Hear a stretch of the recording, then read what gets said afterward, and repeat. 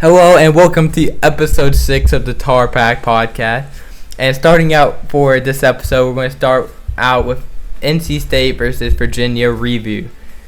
Yes, NC State won the game 24-21 by a game-winning field goal. And it was a very good game for watching TV values. But in my mind, I don't think Virginia's good. They're actually very bad at football. Yeah, they're probably the worst team in the ACC, in my opinion. So it was really just shameful that we only won by 3 and won by a game-winning field goal. And we had a lot of ways we could have lost. Virginia could have just not have got penalty. We could have not got lucky on a tipped diving interception, which was an absolutely insane play. And, yeah. And now starting with the top 3 players of the game, we got Kevin Concepcion, number 1, with 6 receptions for 116 yards and 2 touchdowns. I mean, how you get that many yards for just 6 receptions and everything? He's got to be number 1, 2 touchdowns and everything. Just very talented game by Kevin Concepcion. I really wish Carolina would have got him out of high school. That we were very close. So. And for number 2, I got Davin Van. He just had no sacks in this game, but he had 6 pressures on the quarterback, which is just, he made the quarterback run out of the pocket a ton. He put tons of pressure on him. He's been having a good year. A phenomenal year, really. This whole year, just been doing great.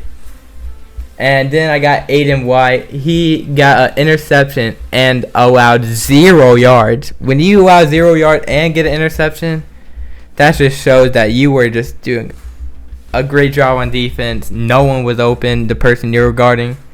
And then, honorable mention, Red Hibbler only played 12 snaps in the whole game, and he had 2 sacks. That's absolutely insane. This man needs to play more. This is a guy we were both high on to go into the year, and he's showing out. I don't know why he doesn't play more.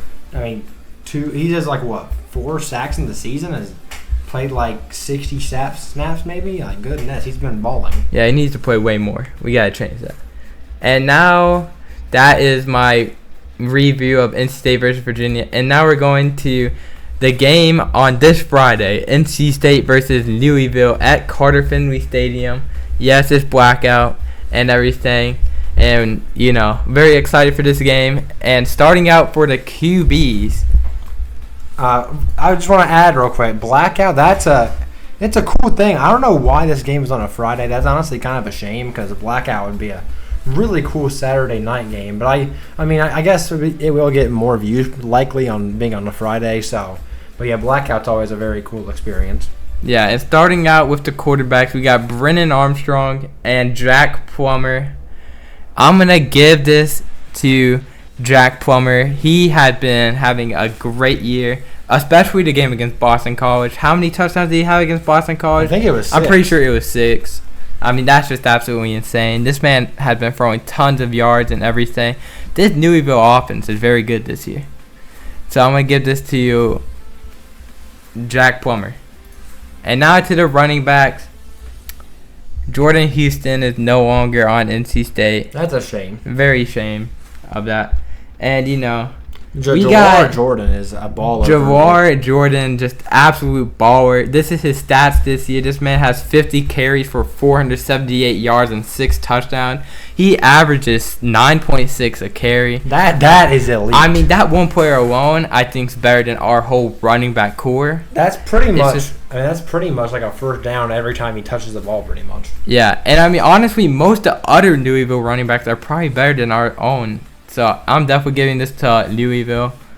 And now to the wide receivers. Man, this offense is just so much better. Yeah, Louisville's offense has been just like Jamar Trask. This man had just 19 receptions for 400 yards and 5 touchdowns. I mean, this offense for Louisville is honestly definitely one of the best in the ACC. Yeah, they haven't played great defenses, I would say, but they've played, Indiana's defense held Ohio State pretty low for a while. So actually, yeah, I mean, this offense definitely is definitely a good team. So we'll see. We'll get into the defense here soon, and that's where things kind of even out a little bit. But yeah, Louisville definitely has an explosive offense. And now to tight end, I'm gonna give this to NC State.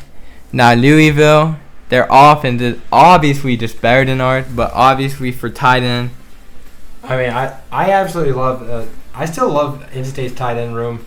Said Sebro, the true freshman Juice Vereen has also been playing kind of like a wide receiver type position, and Louisville just hasn't had the explosiveness, I guess is the word, at tight end compared to what their wide receivers and running backs have been doing. So I definitely agree with tight end. Juice Vereen has been absolutely our true freshman. He's been good for a true freshman. True freshmen have been absolutely insane for State. And now to the O-line. I'm going to give this to Louisville in a very close battle. Both of them are not absolutely amazing, but both of them are good. I'm just going to give the slight edge to Louisville because, NC State. I think they've only allowed like 3 or 4 sacks all season. NC State has allowed way more sacks than that, but I still have faith in this offensive line. I know they can be better than what they have been, but I'm going to give this to Louisville. And now defensive line. I'm going to give this to NC State. Davin Van has been on my top 3, at least like 3 of the past 6 weeks. I mean, this man has been absolutely insane. This man did great against Notre Dame and everyone. Man, just our defensive line has been very good this year. And now to the linebackers, Peyton Wilson, very talented. I'm going to give this to NC State over Louisville. And, Louisville defense is the slight problem for them. If they had a good defense with this offense, they would definitely be ranked right now. I mean, honestly, how they've been playing, they could be ranked already, but just this offense is so high power, and this defense has really not been amazing. So I'm going to give this, obviously, some people may look at them holding Murray State to 0 points, but Murray State's atrocious. So. Yeah. They still scored 56 points in that game because this offense is just something special. And now to the secondary, Aiden White, Jakeem Battle, just going to give it to NC State, obviously. Just very talented core. Storm Duck, we need to be targeting the whole game. Cam Kelly and all of them, we just need to be throwing it to them every time. We just need to hope that Storm Dust is going to fall over again. Definitely don't let Cam Kelly get a chance to intercept it. But I mean, if he gets blown by deeps, you definitely need to take advantage. But I mean, how Brendan Armstrong's been throwing it, he could overshoot it or undershoot it, and it goes right to Cam Kelly. And Cam Kelly got some hands. Yeah, he got his hands. His defense sucks, but I mean, he got some hands. He should be a wide receiver. But I mean, he's on this Louisville offense. I mean, he's really not going to get any passes anyways because this offense already insane as crap. That's true. And now coaching. Louisville's coach Jeff Brom, I do agree, has the advantage here over Dave Doran, who hasn't done the greatest of jobs. Who knows how his job security is doing. So, yeah, I'm giving it to Jeff Brom. Even though this is his first year coaching at Louisville, we'll see how he does. So, do you agree with Jeff Brom? Yeah, I agree with it. And now to the score prediction of CamCan's score prediction. I'm going to put NC State 30, Louisville 23. I'm going to have NC State going down on the last possession of the game. We get the ball with 2 minutes left, and we score a touchdown. It's a blackout game. The fans are going to be insane. I remember the last time our blackout game was against Louisville. Lamar Jackson was just really struggling in that game. And everything, and we won it. It was just such a great atmosphere and everything. So I got NC State 30-23. I'm actually surprisingly going with NC State as well. I did not think that would be the case necessarily, but I'm telling you, the NC State fans, factoring in the fact that this is a blackout game, I do think that actually makes a difference here. And NC State just barely squeaks one out. I don't feel good about it. I really do think Louisville's the better team overall. But NC State, I think, does somehow manage to get a win on a Friday night, which they've already played a Friday night game. So they get an extra day compared to Louisville off as well to prepare and have the blackout and that atmosphere. I think they do squeak one out, although I do think Louisville will end up being the better team down the road. Down the road at the end of the season. Yeah, I definitely think Louisville is the better team, but just how this fan base is and how loud they're going to be in this game. And it's just going to make them more crazy for it to be a blackout game and that Louisville is 4-0. That's true. So, yeah, there goes my prediction for NC State versus Louisville. All right, let's get into the UNC portion of this podcast where we have something a little bit different and special in this episode. Now, getting into the review of UNC versus Pitt from this past weekend, UNC did get I would say a decent win when it's going to come down to the end of the schedule. To be honest, Pitt kind of looked like it was falling apart. I don't know what in the world is going on with that Pitt program. They just don't honestly look like a very good football team at the moment. But we will, at the end of the day, find out. But it's a decent win for Carolina, who is number 15th in the country now in the AP poll. It was a 41-24 win for Carolina. And I thought we overall looked good. The first quarter and a half was a little bit sketchy. The defensive line, the defense as a whole, I should say, was getting gashed in the run game. We eventually did correct ourselves in that and stop it. We even made Phil Dracovic look like his old self for a very short little while there, but not too much. But we did end up pulling away near the end. If it wasn't for a couple of special teams, little errors, in a way, it would have been an even further gap of score than it was. So I do think Carolina was clearly the far better team here, and they played like it for the most part. Getting into my number one player in the game, I'm going to go Elijah Huzzie, who was an absolute baller in this game. Elijah Huzzie had 2 interceptions in this game, allowed 1 catch for like 11 yards, and had 2 punt returns, one for about 20-some yards, 29 yards I think it was, and one a 52-yard touchdown punt return, which was the first punt return we've had since Daz Newsome back in 2019, I believe it was. So that was a nice change of pace for Carolina to actually make some plays there. But Elijah Huzzie was balling, man. This was a incredible performance. He looked electric. He just makes plays, and this is what we expected to see from Elijah Huzzie, and he's been really good this year, both on the defensive side and catching the ball in special teams. My number 2 player is going to be Drake May. Obviously, you could put Drake on here pretty much every week. He was incredible. He had 3 total touchdowns, 1 passing and 2 running in this game. And a left-handed pass while getting tackled. Yeah, that was a great play. Definitely better than what Tua did, the shovel pass. Not even close, really. Drake May had an incredible left-handed pass. He had a great game overall. Missed very few throws. He was just hitting them left and right. Had that almost turnover at the very beginning, but it was obviously a forward pass, which we saw in replay. But Drake was phenomenal, and I loved what I saw from him on Saturday. 299 total yards, 22 for 30. With 3 touchdowns with a 94.2 QBR, which is very, very good. And the final player of the game, I'm going to go with J.J. Jones. J.J. had 6 catches for 117 yards on the day. Didn't have any touchdowns, but overall, this is kind of his breakout game, I would say. He played phenomenally. And a couple more, shout-outs. Kamen Rucker had 2 sacks on 5 pressures with 7 total tackles. He was phenomenal as usual. I did want to get JJ his flowers in the top 3. And Power Eccles also had a very good game as well with 1.5 TFLs and 7 tackles. So that's going to wrap up the review for Pitt versus UNC. Now let's get into our special edition of our bye-week report card for UNC. All right, on to the bye-week report card. This is something that we're going to be doing for both UNC and NC State's bye week. Obviously, NC State is not in their bye week currently, so that'll come down the line. But since there is no game to preview for Carolina in this episode, we're going to be doing a report card. And this is basically the format here is a blank sheet of it. I'm going to give a letter grade for all of these different categories, from the overall ability to win games on down offense, defense, and specific position groups and all that, as you can see, and then a final overall report card grade at the very end. So let's get started here. This should be pretty exciting.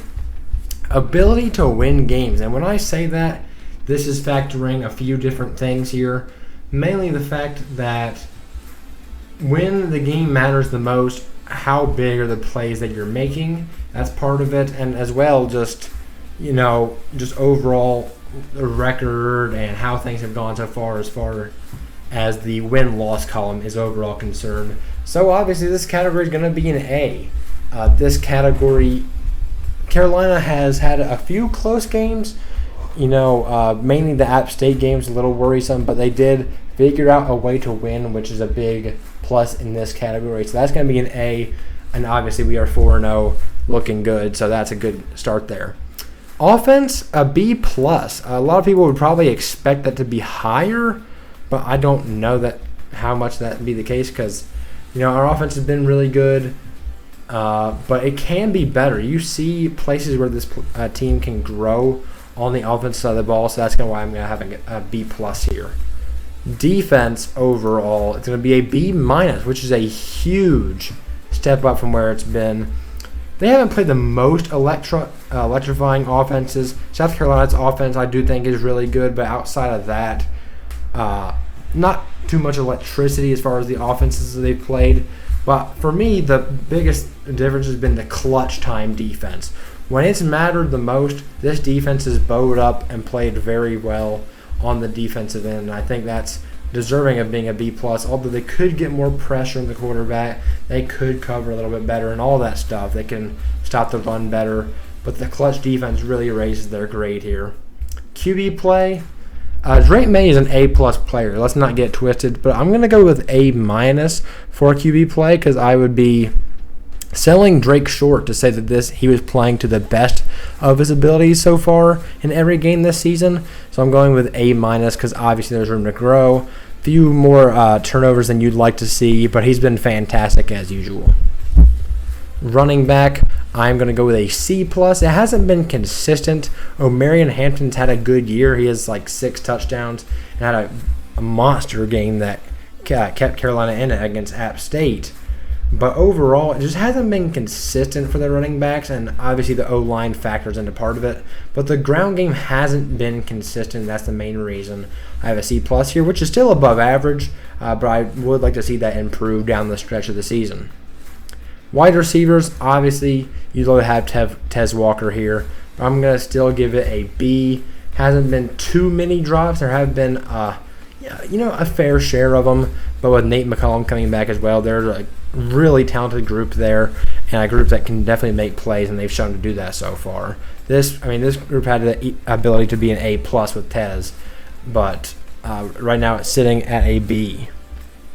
All right, going on here, we have the tight end room, and that's going to be an A-. Those 3 guys can just do just about whatever you want. You would love to see them get a little bit more targets than they've been getting, but they've still been fantastic. The blocking, I would say, it has improved as a whole since last year, but they're still working on it. But I love that A- here for the tight end room. O-line, I'm going with a C+ as well. They've been better in pass protection than they were last year. Still not great. You still don't want Drake getting as many hits as he has, but it's been definitely better than last year. And the run game's just been fine. I would like to see it be better, larger holes, but it's just been fine so far. D-line, after the South Carolina game, I was thinking, goodness, this has the potential to be an A+ D-line so far, but it hasn't shaped up to be that way ever since the South Carolina game.